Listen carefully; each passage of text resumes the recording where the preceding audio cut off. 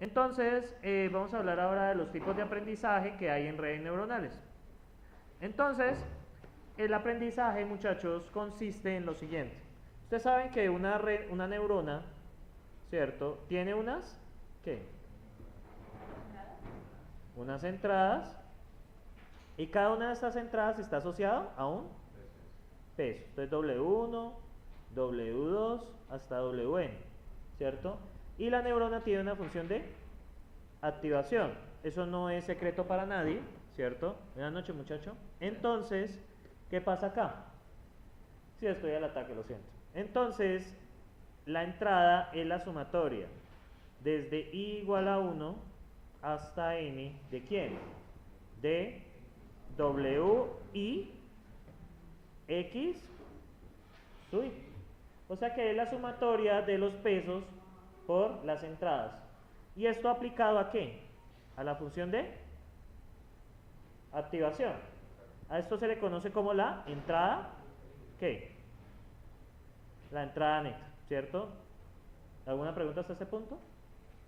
Vale, ahora que nosotros tenemos elementos. Tenemos las entradas, pues las entradas, esto es algo, ¿cierto? Pues básicamente puede ser un patrón, bueno, o algo que necesitemos. Es un patrón, ¿cierto?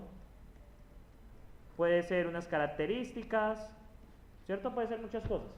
Pueden ser números, ¿qué? Binarios o binarios enteros o ¿qué? Reales. Tomen en cuenta que las redes neuronales solo trabajan con números, ¿sí? Y eso va a estar enfocado al procesamiento. Después del primer parcial, pues vamos a ver tanto de procesamiento. Porque usted, por ejemplo, encuentra un texto y bueno, ¿yo cómo hago para ingresar eso a una red neuronal? ¿No se han hecho esa pregunta? Cuando que hablan de que las redes neuronales procesan textos, procesan imágenes. Bueno, ¿y uno cómo mete eso? ¿No se han puesto a pensar? Entonces, ¿cómo hago para que esa información pase a la red neuronal? Pues tenemos que hacer un procesamiento. Por eso vamos a ver eso. Aquí anteriormente había un curso que se llamaba KDD, Descubrimiento del Conocimiento en Bases de Datos, dictado, no sé si alguna vez lo vieron vieron o ya pasó demasiado tiempo. En ese curso, a la mitad del curso lo dedican al procesamiento de datos. Por esa misma razón, porque usted no puede aplicar ninguna técnica, ni clustering, no puede aplicar nada sin antes que procesar los datos. Los datos ustedes como ingenieros tienen que procesarlos, ¿cierto? Para poder trabajar con ellos, ¿sí?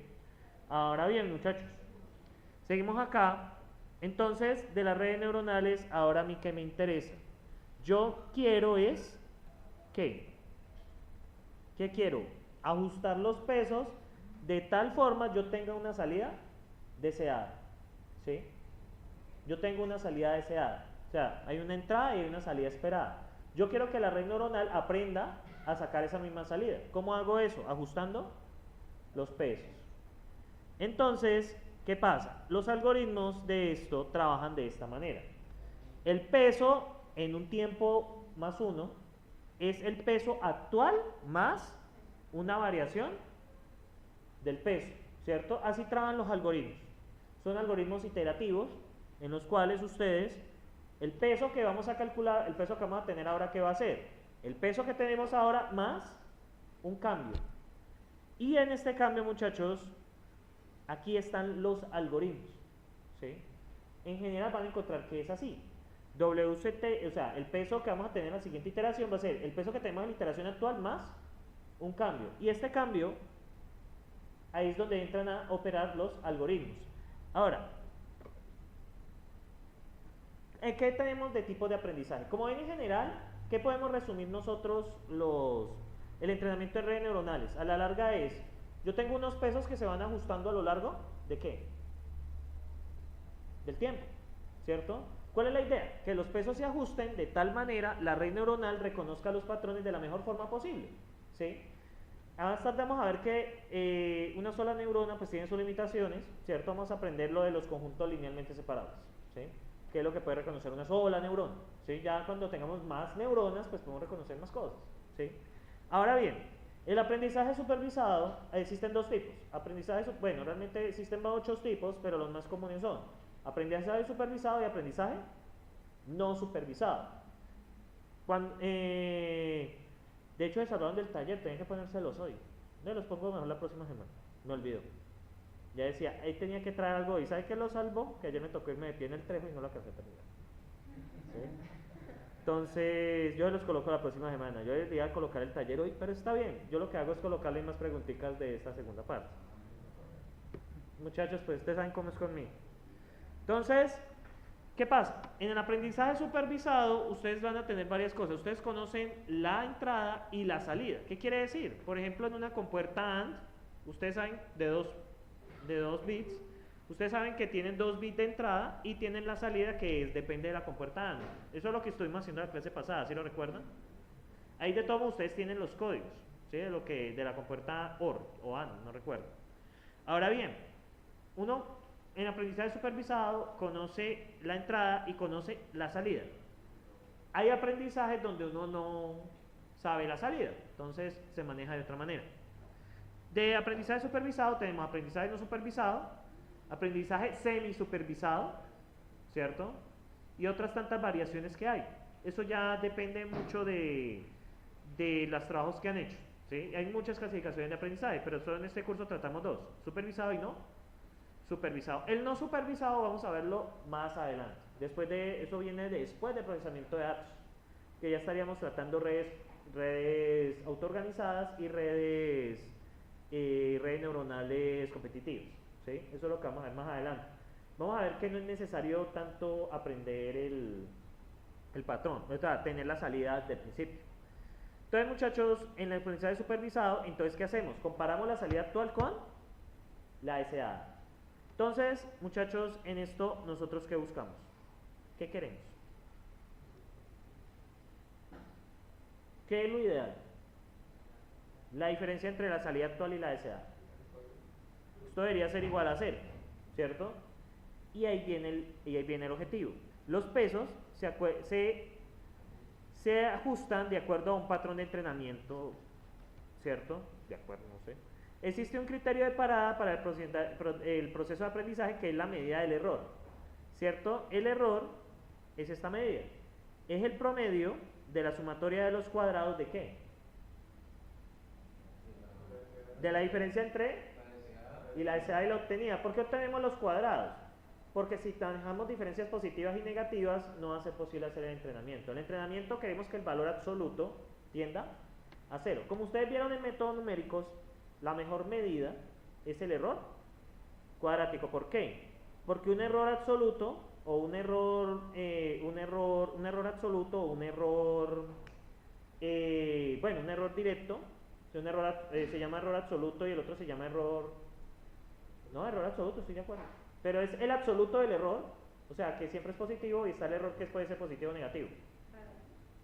Que no recuerdo el nombre, tengo mala memoria, en fin. Entonces, ¿qué pasa, muchachos? Nosotros queremos que el error siempre sea positivo para poderlo reducir y mandarlo hacia ¿dónde? Hacia 0. Eso funcionaba la técnica de, ¿se acuerdan? Eso pasó hace un mes.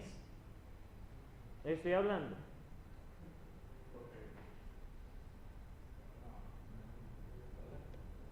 Mínimos cuadrados. Si lo recuerdan que hacíamos la derivada del error y entonces buscábamos que el error fuera 0, porque la vida es muy bella, ¿sí? Entonces, vale, muchachos. Y tenemos aprendizaje no supervisado, que no hay valores objetivos y lo que vamos a hacer es que los patrones, o sea, es decir, que los pesos se parezcan a la entrada. Eso suena extraño, pero funciona bastante bien. Y se requiere un método de parada. Como no tenemos un error, ¿cierto? Tenemos que tener otros criterios de parada, ¿sí? Eso ya depende. Bien. Bueno, aquí hay más. Aprendizaje por refuerzo. Básicamente por refuerzo es cuando ustedes, por ejemplo, estaban en el colegio haciendo las famosas recuperaciones, ¿cierto? Entonces, ¿qué pasa? Si usted no aprendió durante el colegio se maneja cuatrimestres, bueno, ¿en qué carajo se maneja? A ciclos, creo. Entonces, si usted maneja ciclo, entonces le toca hacer luego una recuperación, ¿estamos de acuerdo? Esa recuperación, o sea, digamos, su salida fue mala, ¿qué quiere decir? Que no aprendió, no cumplió el objetivo. Luego, ¿qué hacen? Hace una recuperación, ¿cierto? Si usted pierde esa recuperación, puede hacer otra recuperación, ¿cierto? Hasta que de alguna forma está bien. O entran en la regla del 2% y ya, ¿sí? No sé si siga vigente. Entonces, Ese es un caso similar, ¿cierto? Lo que hacemos es premiar buenas salidas y castigar malas salidas, ¿sí? Igual este no lo vamos a trabajar en este aprendizaje evolutivo, este es muy bonito. ¿Se utiliza son algoritmos evolutivos para ajustar los pesos? Y pues las funciones de evaluación para la salida es lo mismo, ¿sí? Entonces, muchachos, en resumen, el aprendizaje, ¿cierto? En redes neuronales, uy, esto todo agresivo. El aprendizaje en redes neuronales, ¿en qué consiste? Consiste en ajustar ¿qué? Los pesos. La fórmula general, muchachos, siempre va a ser la misma.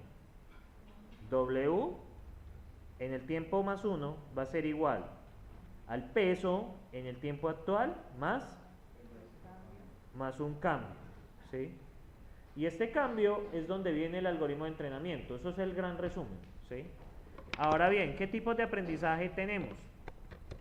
Tratemos los dos que nos interesan. Aprendizaje, ¿qué? No, supervisado.